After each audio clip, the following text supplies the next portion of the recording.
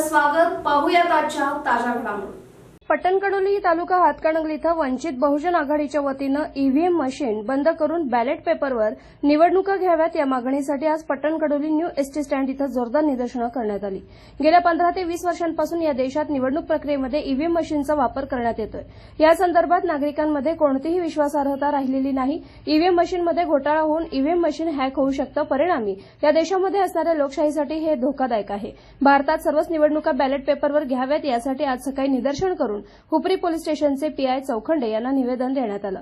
वंचित आघाडीचे कोल्हापूर जिल्हा महासचिव सिद्धार्थ कांबळे, पट्टणकडोली शहर अध्यक्ष संदीप हासुरे, सचिव अंकुश बिरांजे, विलास कांबळे, प्रशांत कांबळे, पांडुरंग माणकापुरे, वंदना कांबळे, लता कांबळे, सुनीता समुद्रे, कार्यकर्ते मोठ्या संख्येनं सहभागी झाले होते. एसबी न्यूजसाठी सौरभ बिरांजे. आम्ही जोपर्यंत ईव्हीएम मशीन वर इलेक्शन होत नाहीत तोपर्यंत वंचित बहुजन आघाडीच्या वतीनं आदरणीय श्रद्धेय बाळासाहेब आंबेडकर असतील, आमच्या महाराष्ट्राच्या अध्यक्षा रेखाताई ठाकूर असतील, त्यांच्या मार्गदर्शनाखाली हे आंदोलन अधिकाधिक तीव्र करण्याचा प्रयत्न केला जाईल.